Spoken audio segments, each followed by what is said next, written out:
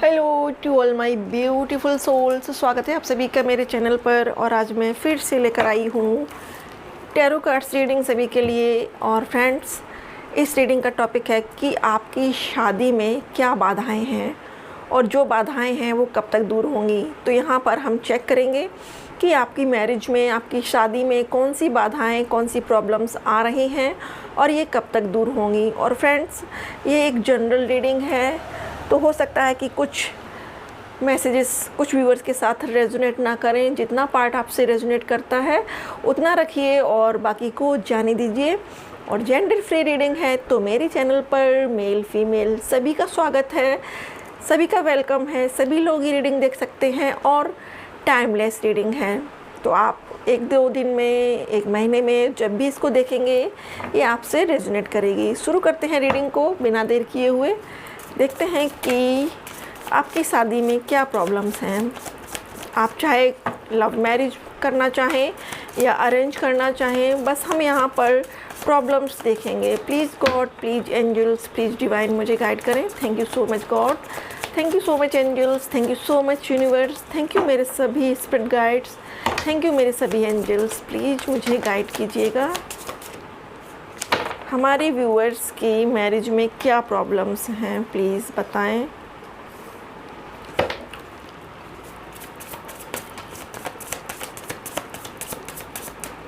Thank you.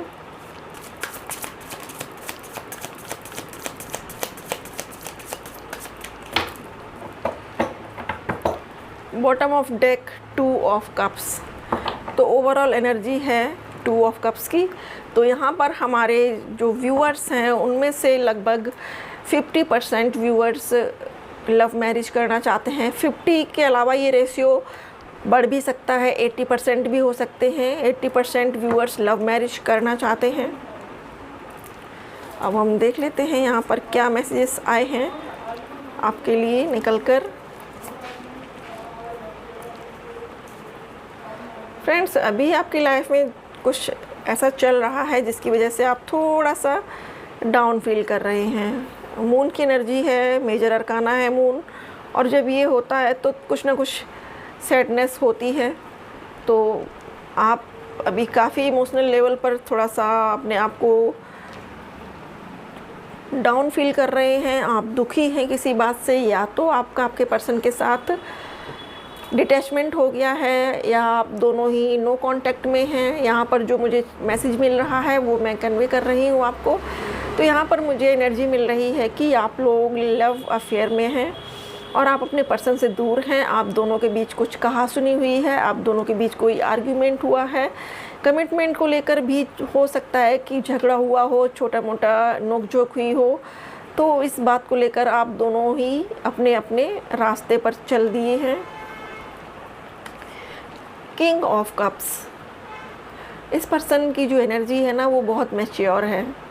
ये जो भी पर्सन है आपके, मेल हो या फीमेल हो, ये बहुत मैच्योर पर्सन है और ये आपसे दूर रहकर खुश नहीं है। ये अपने आप को कॉन्टम्पलेट कर रहे हैं, ये चिंतन मनन ध्यान कर रहे हैं, ये डिवाइन को अपने स्तर पर मना रहे हैं, ये ईश्वर से अपने लेवल पर प्रे कर रहे हैं, ये भगवान को भरकस कोशिश कर रहे हैं कि ईश्वर इनके फेवर में सारी चीज़ें कर दे।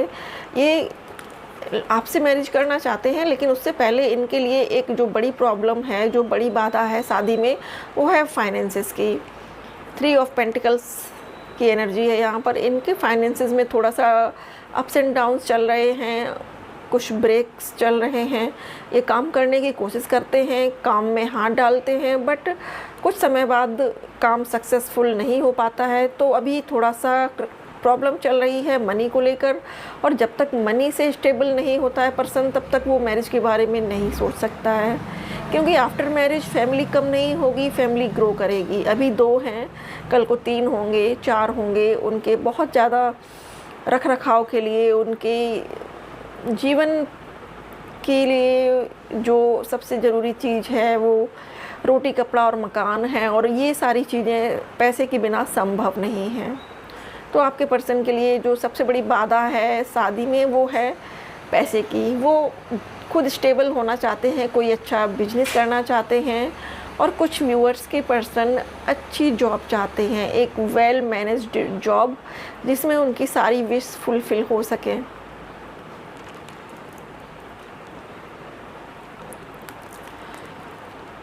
वो आपसे प्यार बहुत करते हैं, आपसे प्यार बहुत करते हैं, आपको रोज़ की तरह समझते हैं, गुलाब की तरह आपको खूबसूरत मानते हैं, आपको हमेशा पैम्पर करके रखना चाहते हैं, लेकिन वो खुद ही परेशान है अपनी लाइफ में, तो वो इस वक्त आपको कमिटमेंट कैसे दे सकते हैं। उनको खुद ही पता नहीं है कि मुझे क्या करना है लाइफ में, आगे क्या होगा, इसलिए वो आपसे कतराते हैं, कमिटमेंट नहीं दे पाते हैं और आप दोनों के बीच आर्ग्यूमेंट हो जाता है। वो आपके लिए हमेशा ही सॉफ्ट फीलिंग रखते हैं और आगे रखेंगे। अगर आप लोग नो कांटेक्ट में हैं तो बहुत जल्द वो आपको मैसेज सेंड कर सकते हैं, आपके लिए कोई ना कोई मैसेज वो भेज सकते हैं आपको। तो यहाँ पर जो ब्लॉकेज है सबसे बड़ा वो मनी को लेकर है, पैसों को लेकर है। 7 ऑफ कप्स, समटाइम्स आपके पर्सन बड़े कंफ्यूज होते हैं, उनको जॉब और करियर में से क्या चुनना है उनको नहीं समझ में आता है। उनको हो सकता है कि अभी पास्ट में कुछ अपॉर्चुनिटी मिली भी थी जिसमें वो कन्फ्यूजन की वजह से ग्रैब नहीं कर पाए, उन पर फोकस नहीं कर पाए और वो उनके हाथ से निकल गई। बट घबराने की बात नहीं है, अगला जो वक्त आने वाला है नियर फ्यूचर, उनके लिए फिर से कोई बिग अपॉर्चुनिटी आएगी डिवाइन की ओर से, गॉड की ओर से ब्लेसिंग्स होगी आप लोगों के लिए। आप लोगों को उसे ग्रैब करना है और उस पर वर्क करना है। ज़रूर से ध्यान रखिएगा कि कोई एक अपॉर्चुनिटी आपकी ओर आने वाली है, आपके लिए जस्टिस होगा डिवाइन की ओर से। गॉड आप दोनों के लिए जस्टिस करेंगे। आपकी लव लाइफ में, आपकी अरेंज मैरिज है अगर, तो उसमें आपको जस्टिस ज़रूर से मिलेगा। जिनके पास जॉब नहीं है उनको जॉब मिलेगी, जिनके पास बिज़नेस में अच्छी ग्रूम नहीं है, जिनका बिज़नेस अच्छा फ्लो नहीं कर रहा है, उनके लिए बिज़नेस में फ़्लो आएगा। देखिए ये पर्सन आगे जा रहा है और इसके पीछे पैसा दौड़ता हुआ जा रहा है, तो नियर फ्यूचर कुछ ना कुछ ऐसा होने वाला है कि जो आपकी मैरिज के ब्लॉकेजेस हैं, जो आपकी शादी में बाधाएं हैं, वो धीरे धीरे से रिमूव होंगी, क्योंकि डिवाइन जस्टिस करेगी आपके लिए, एंजल्स आपके लिए जस्टिस करेंगे, ईश्वर आपके लिए न्याय करेंगे। और न्याय यही होगा कि उनको या आपको कुछ ना कुछ अबंडेंस मिलेगी, अच्छी जॉब, अच्छा बिजनेस, अच्छा कैरियर। तो ये बहुत जल्द ख़त्म होगी जो भी प्रॉब्लम है।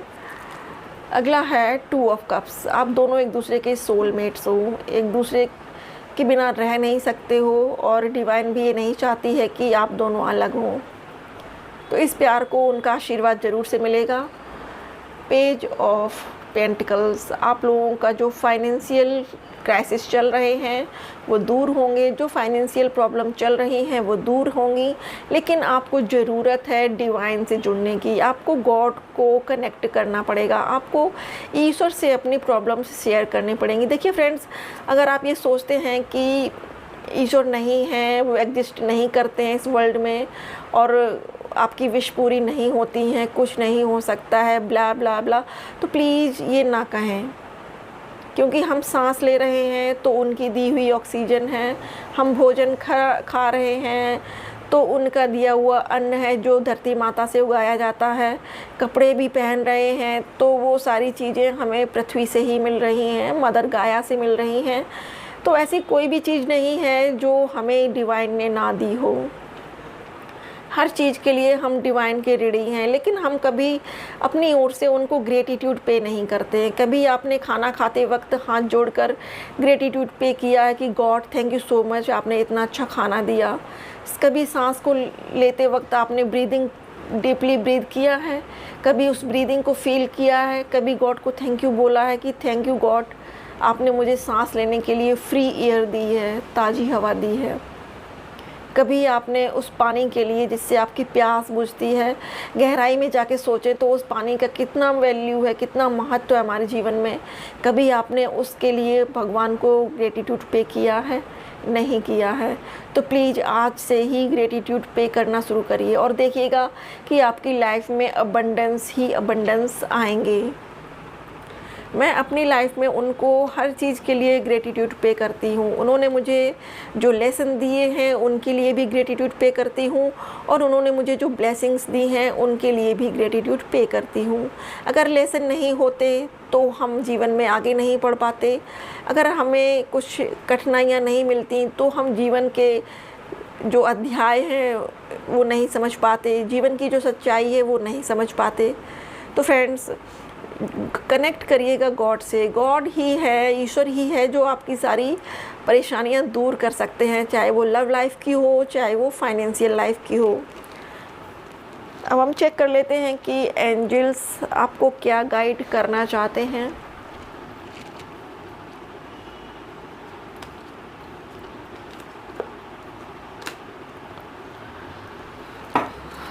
Thank you so much God, thank you so much angels, thank you so much universe. Please guide करें हमारे व्यूअर्स के लिए, आपका क्या मैसेज है, क्या संदेश है आपका। Okay okay okay okay.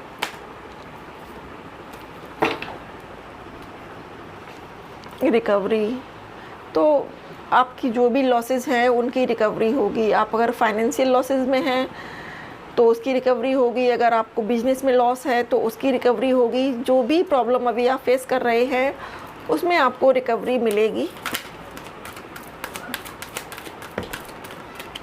Okay, bottom of deck in the near future,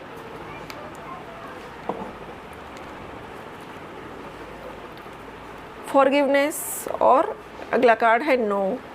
तो आपको फॉरगिवनेस अपनाना है। अगर आप कुछ लोगों के बीच में हैं और कुछ लोगों का आपको नेचर समझ में नहीं आता है, वो अगर आपको टीज़ करते हैं, कुछ कह देते हैं, तो आपको फॉरगिवनेस अपनाना है। आपको हर पर्सन को, जिसने भी आपको लाइफ में कष्ट दिया है, उनको फॉरगिव करना है। फॉरगिव करके आप हल्के होते जाएंगे और आप लाइफ में आगे मूव करते जाएंगे। तो डिवाइन का ये मैसेज है आपके लिए कि सभी को माफ़ करना सीखिए और लाइफ में आगे बढ़ते रहिए। क्योंकि आपकी मैरिज का जो ब्लॉक है ना, जो ब्लॉकेजेस है ना आपकी शादी में, वो यही हैं कि आप किसी को माफ़ नहीं कर पाते हैं। शायद आप दिल में ग्रजेस बना लेते हैं, शायद आप दिल में वो चीज़ों को सोचते रहते हैं, इसने मेरे साथ ये किया, इसने मेरे साथ वो किया, और आप उसी एक लूप में फंसे रहते हैं। अगला मैसेज है उनका नो। अगर आपको भगवान पर डाउट है, अगर आपको भगवान पर ट्रस्ट नहीं है, तो प्लीज़ उन पर ट्रस्ट करना सीखिए। अगर आप ईश्वर पर भरोसा नहीं करेंगी तो आपको लाइफ में कुछ भी चीज़ आसानी से नहीं मिल पाएगी। और नो कहना सीखिए। एक दूसरा भी मैसेज आ रहा है कुछ व्यूअर्स के लिए कि ऐसे लोगों को ना कहना सीखिए जो आपका इमोशनल लेवल पर फ़ायदा उठा रहे हैं। अगर कोई आपको इमोशनली ड्रेन कर रहा है, अगर कोई आपको फाइनेंशियली ड्रेन कर रहा है, तो उसको नो कहना सीखिए। अब आप नो बोलेंगे तो आप आगे से स्ट्रॉन्गनेस पाएंगे अपनी लाइफ में, आपको एक नया पथ मिलेगा जीवन में।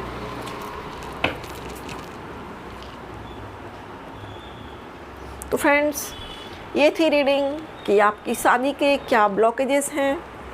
आई होप कि रीडिंग आपसे रेजोनेट की हो, आपको पसंद आई हो। रीडिंग पसंद आए तो वीडियो को लाइक करिएगा, और अगर आप पहली बार मेरे चैनल पर हैं तो please like, share, subscribe my channel, and thank you so much for watching.